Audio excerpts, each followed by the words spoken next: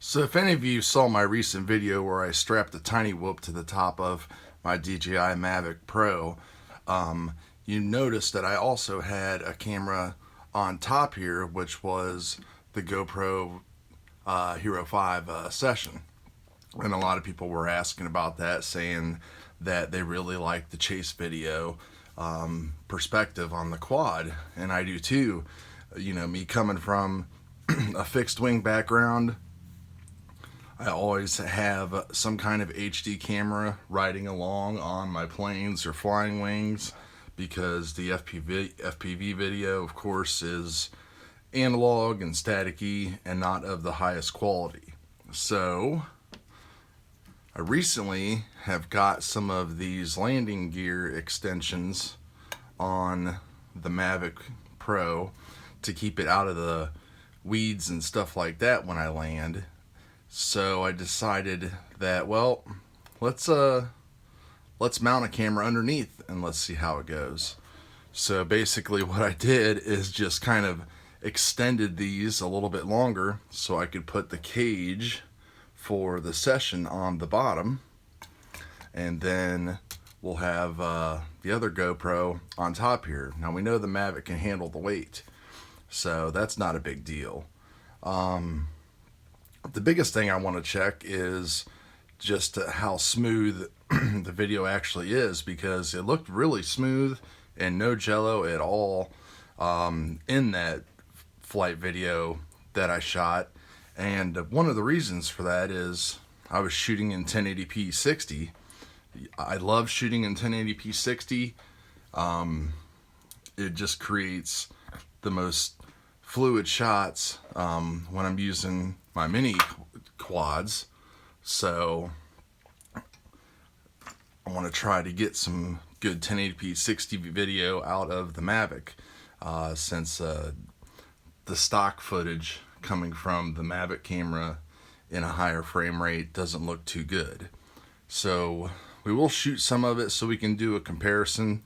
But anyway, I guess this is the DJI Karma 2, or maybe the GoPro Mavic, whatever you want to call it. So let's get outside and let's fly this puppy. Alright, so here we go. 1080p 60 on the GoPro. Now this is with the Session mounted underneath with my fancy landing gear that I made. Couple things. I had to take the GoPro 4 off of the top and go with it on the bottom because I couldn't do GPS. And without GPS, you can't fly higher than 40 or 50 feet with the vision system. Which ironically, I had to turn the vision system and the sonar system off too, because it was not cooperating with the Session and the cups and everything that I had underneath there. So basically, this is just me flying around in GPS with no avoidance or anything at all. This GoPro footage is shot, like I said, 1080 60, ISO 40, Pro Tune is on, and ISO limit is set at 400. It was about 4 o'clock in the evening.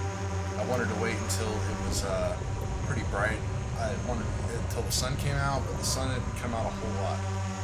But there was no wind, so that's why I wanted to show off how really smooth the video actually turned out being, without anything but just a regular hard mount on the GoPro. So I was flying the Mavic pretty hard and pretty fast, doing low proximity, so you can see the footage looks pretty good, real nice and smooth. Everything is in really good focus. You have your normal action camera lens distortion, which is kind of a bummer, but I think they have linear shooting modes built into some of them now, so you can get rid of some of that.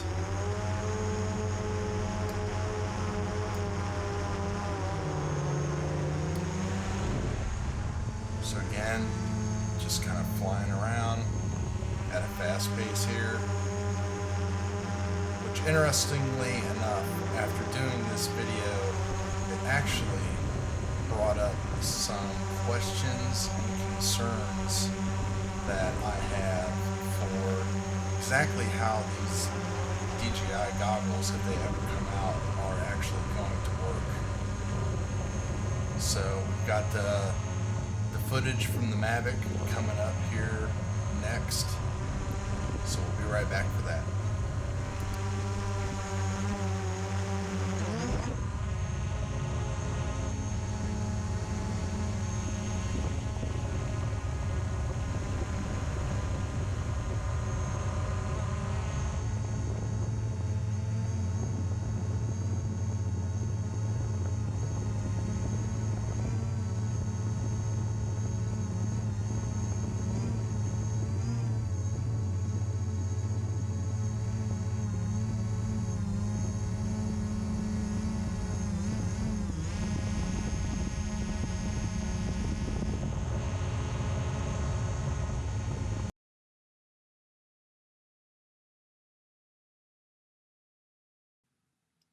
All right, and this is 1080p 60 through the Mavic, shot in Cinelike, cloudy white balance, and style settings of -1, -2, -2. So you can see the aliasing and the details of the 1080 60p footage. You can see definitely a little bit more of a fluid movement,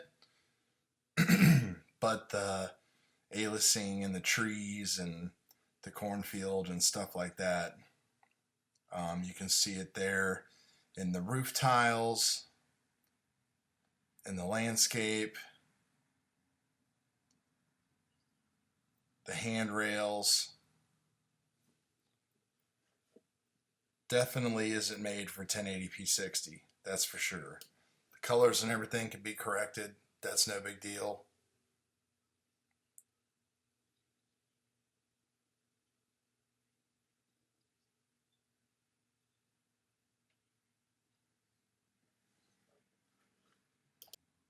So now we're going to turn up the road here and do that same flight pattern that we did before with the GoPro pointing down. And again, you can see more aliasing. The motion doesn't look too bad. Things off in the distance, like that roof on that house and the siding, are pretty bad. The fence, the overall focusing, kind of makes me nervous about the goggles that they talk about.